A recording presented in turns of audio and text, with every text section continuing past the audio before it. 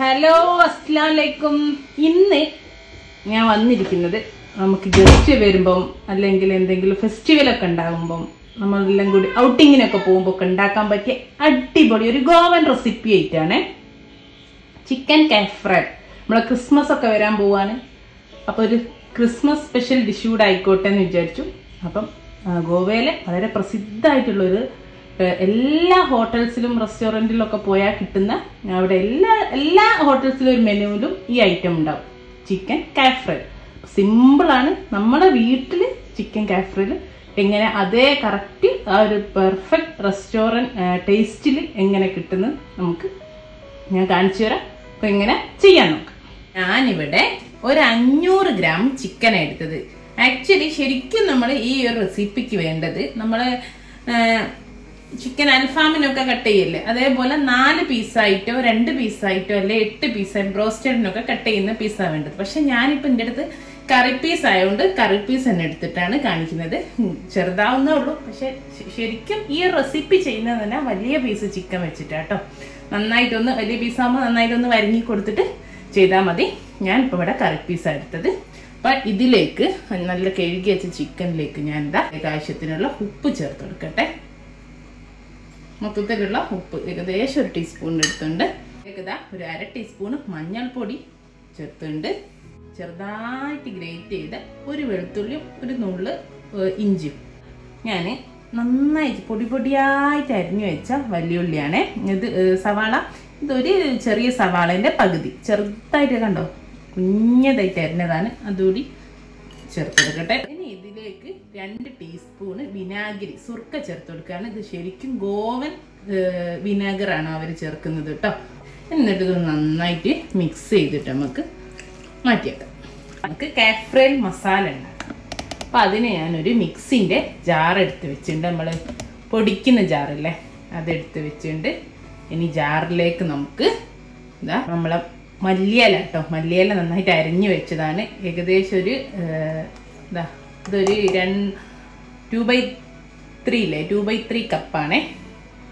ഒരു 160 ml cup നിറയുണ്ട്. മുറിച്ചിട്ടിട്ട് അത്രയും എടുത്തിട്ടുണ്ട്. പിന്നെ പുതിനതാ ഒരു 2 ടേബിൾ സ്പൂൺ പുതിന. ഇനി ഇതിലോട്ട് ഇതാ ഞാനൊരു ചെറിയ സവാളൻ്റെ ഒരു 1/4 ഭാഗം നമ്മൾ മസാല ഒന്ന് തിക്കാൻ വേണ്ടിയിട്ടാണ്. പിന്നെ ഇതാ നല്ല എരിവുള്ളൊരു 5 പച്ചമുളക് എടുത്തിട്ടുണ്ട്.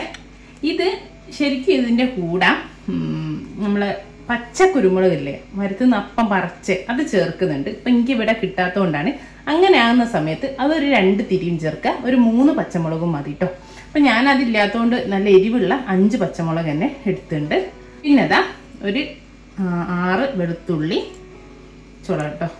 പിന്നെ ഒരു ഇഞ്ചി, ഒരു 5 ഏലക്ക, ഒരു 4 പൂവ്, 1 ഇഞ്ച് സ്റ്റിക്ക് സിനമൺ പട്ടല്ല. പിന്നെ 1 ടീസ്പൂണ് ചെറിയ ജീരകമുണ്ട്.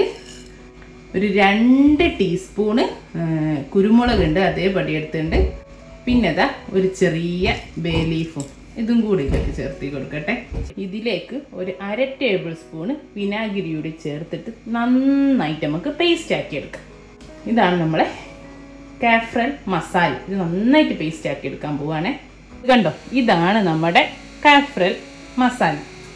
ഇനി നമ്മൾ ഇത് നമ്മുടെ ചിക്കനിലേക്ക് ഇട്ടിട്ട് നന്നായിട്ട് തേച്ച് പിടിപ്പിച്ചു. അപ്പോൾ ഇതാ നമ്മൾ നേരത്തെ ഉപ്പും മഞ്ഞൾപ്പൊടിയൊക്കെ പുരട്ടി വെച്ച ചിക്കൻ എടുത്ത് വെച്ചിട്ടുണ്ട്.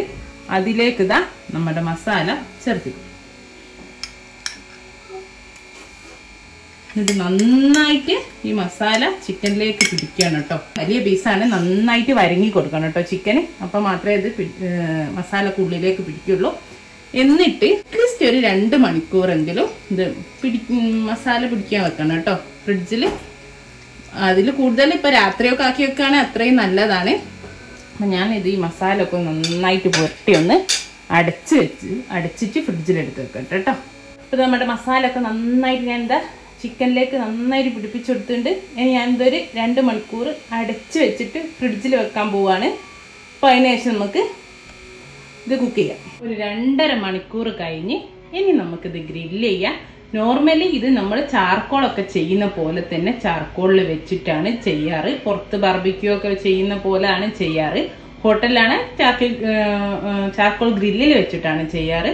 അതാണ് ഇതിന്റെ ഒതന്റിക്. ഞാനിപ്പോ നമുക്ക് സ്റ്റൗ ടോപ്പിന്റെ മുകളിൽ അങ്ങനെ ചെയ്യാൻ പറ്റാത്തതുകൊണ്ട് അവയില് ഗ്രില്ല് ചെയ്തെടുക്കുകയാണ്. പക്ഷെ അതേ ടേസ്റ്റ് കിട്ടാൻ ഒരു ട്രിക്ക് ഉപയോഗിക്കുന്നുണ്ട്. നമുക്ക് നോക്കാം. ഞാൻ എന്താ ഒരു നല്ല വലിപ്പമുള്ള ഫ്രൈ പാൻ വെച്ചിട്ടുണ്ട്. അതിലേക്ക് ഇതാ കുറച്ച് ഒലീവ് ഓയിൽ ഒഴിച്ചു കൊടുക്കാം. എല്ലാ ഭാഗത്തേക്കും ഒന്ന് ആക്കി കൊടുക്കുക. വട്ടുള്ള ഫ്രൈ പാൻ എടുക്കാൻ ശ്രമിക്കണം. കാരണം ചിക്കന് ഒന്നൊന്നുമ്മേല് ഇങ്ങനെ അട്ടിക്ക് വെക്കാൻ പാടില്ല. ഒലിവ് ഓയിൽ തന്നെ വേണം ഇതിന്. മറ്റേതിലും സൺഫ്ലവർ ഓയിലും ചെയ്യാം. പക്ഷെ ആ ഒരു കറക്റ്റ് ടേസ്റ്റ് ഒലിവ് ഓയിൽ ചെയ്യുമ്പോഴാണ് കിട്ടുന്നത്. നമ്മുടെ ഒലിവ് ഓയിലൊക്കെ നന്നായിട്ട് ചൂടായിട്ട് എന്താ നമ്മളെ നേരത്തെ മസാല പുരട്ടിയിട്ട് ചിക്കനും ഇവിടെ എടുത്ത് വെച്ചിട്ട് നമുക്ക് ഓരോന്ന് ചിക്കന് ഇട്ടിടും. ഇതുപോലെ ഇടണം. ഇതാ ഞാൻ പറഞ്ഞത്, വലിയ ഫ്രൈ പാൻ എടുക്കണം. ഇല്ലെങ്കിൽ 2 പ്രാവശ്യമായിട്ട് ഇട്ടാൽ മതി കേട്ടോ. ഇനിയിപ്പോൾ ഇതൊന്ന് അത്യാവശ്യം നല്ല ഫ്ലെയിമിൽ തന്നെയാണ് ഞാൻ വെച്ചത്. ഇതൊന്ന് 2 ഭാഗം ഒന്നൊന്ന് മൊരിയിച്ചെടുക്കണം. ഇപ്പോൾ ഒന്ന് ഇട്ട് മറ്റേ ഭാഗം ഒന്നൊന്ന് ബ്രൗൺ ആയിരുന്ന സമയത്ത് നമുക്കൊന്ന് തിരിച്ചിട്ട് കൊടുക്കാം. ഇതാ കണ്ടോ, നമ്മളെ മസാല ബാക്കിയുണ്ട്. ഇത് നമുക്ക് ആവശ്യമുണ്ട് കേട്ടോ. ഇത് അടിയിലുള്ള ആ ഒരു മസാല തന്നെയാണ്. അത് നമുക്ക് ഇതിന് ആവശ്യമുണ്ട്. ഇവിടെ മാറ്റിയൊക്കെ എല്ലാം അടിഭാഗം കണ്ടോ മൊരിഞ്ഞൊരിഞ്ഞിൻ്റെ ആ ഒരു സമയത്ത് നമുക്ക് ഇതൊന്ന് തിരിച്ചിട്ട് വെക്കാം. എല്ലാം ഇതാ ഇതുപോലെ എല്ലാത്തിൻ്റെ ഭാഗം ഒന്നൊന്ന് മൊരിഞ്ഞു തുടങ്ങിയാൽ മറ്റേ ഭാഗം ഉണ്ടോ ഇതുപോലെ ആയാൽ നമുക്ക് എല്ലാ ഭാഗവും ഇതുപോലെ തിരിച്ചിട്ട് കൊടുക്കാം. ഹൈ ഫ്ലെയിമിലാണ് കേട്ടോ കുക്ക് ചെയ്യുന്നത്. ഇതിങ്ങനെ ബ്രൗൺ ആകുന്നോ നോക്കിയിട്ട് അതിനനുസരിച്ചിട്ട് നമുക്ക് മറച്ചിട്ട് കൊടുക്കാം കേട്ടോ. ചിലപ്പോൾ ചിലതൊന്നും ആവില്ല. അത് ആയി വരുമ്പോൾ മറച്ചിട്ടു. ഇതാ ഞാൻ എല്ലാം ഒന്ന് മറച്ചിട്ടു. ഇനി അടിഭാഗമല്ലേ ഇപ്പം തിരിച്ചിട്ട ഭാഗം കൂടി ഒന്ന് ഇതുപോലെ മുരിഞ്ഞു വരട്ടെ കേട്ടോ. ഒരു 2 മിനിറ്റ് കൊണ്ട് തന്നെ മുരിഞ്ഞു വരും. ഇനി ഇതപ്പോൾ 2 ഭാഗം ഒന്നൊന്ന് ബ്രൗണിഷായി മുരിഞ്ഞ് വന്നിട്ടുണ്ട്. ഇനി നമ്മളെ മസാല അല്ലേ നേരത്തെ ബാക്കിയുള്ള മസാലയിൽ ഞാനൊരു ഇത്തിരി വെള്ളം ഒഴിച്ചിട്ടുണ്ട്. ഒരു സ്പൂണ് വെള്ളം ഒഴിച്ച് ഒന്നൊന്ന് ചെറുതായിട്ടൊന്ന് ലൂസാക്കി കംപ്ലീറ്റ് കിട്ടാൻ അത് ഇതിൽ ഒഴിച്ച് കൊടുത്തിട്ടുണ്ട്. ഇനി നമ്മൾ ഇത് അടച്ച് വെച്ചിട്ട് ഒരു 10-12 മിനിറ്റ് ചിക്കന് കുക്ക് ചെയ്തെടുക്കാം. ഇപ്പോൾ ബോൺലെസ് ചിക്കനൊക്കെ ആണെങ്കിൽ ഒരു 10 മിനിറ്റ് കൊണ്ട് തന്നെ ആവും. ഇപ്പോൾ ബോണുള്ള വലിയ പീസൊക്കെ ആണെങ്കിൽ ഒരു 15 മിനിറ്റ് ഇടയ്ക്കൊന്ന് തിരിച്ചു ഇട്ട് കൊടുക്കണം കേട്ടോ. ഒരു 5 മിനിറ്റ് ഒരു 4 മിനിറ്റ് ഒക്കെ കൂടുമ്പോൾ ഒന്ന് തിരിച്ചു മറിച്ചു വിട്ടിട്ട് ഇനി മീഡിയം ഫ്ലെയിമിൽ വെച്ചിട്ട് ഇതിപ്പോൾ ചെറിയ പീസായതുകൊണ്ട് 10 മിനിറ്റ് കൊണ്ട് തന്നെ ആവും. മാക്സിമം പോയാൽ 12 മിനിറ്റ് അങ്ങനെ നമുക്ക് കുക്ക് ചെയ്തെടുക്കാം. എന്താ നമ്മുടെ ചിക്കൻ കാഫ്രലൊക്കെ നന്നായിട്ട് ഇവിടെ വെന്ത് ഞാനിപ്പോൾ ഇതാ തീ ഓഫ് ചെയ്തു കേട്ടോ. കണ്ടോ നന്നായിട്ട് മുരിഞ്ഞ് അടിച്ചു വെച്ചുകൊണ്ട് തന്നെ നമ്മളെ മസാല ഒക്കെ വെന്തുണ്ട്. നന്നായിട്ട് മുരിഞ്ഞ് കിടക്കുന്നുണ്ട്. ഇനി ഞാൻ നേരത്തെ പറഞ്ഞില്ലേ ഞാൻ തീ ഓഫ് ചെയ്തു. ഇനി ഇതാ 2 കണൽ കത്തിച്ച് വെച്ചതാണ്. അത് ഞാൻ ഈ സൈഡിലേക്ക് വെച്ചിട്ട് ഒരു 2 മിനിറ്റ് അത്രയും മതി. ഇല്ലെങ്കിൽ കുഴപ്പമൊന്നുമില്ല. പക്ഷെ ആ ഒരു പെർഫെക്റ്റ് ചാർക്കോളിൽ ഗ്രില്ല് ചെയ്യുന്ന ആ ഒരു ടേസ്റ്റ് കിട്ടാൻ വേണ്ടിയിട്ടാണ്.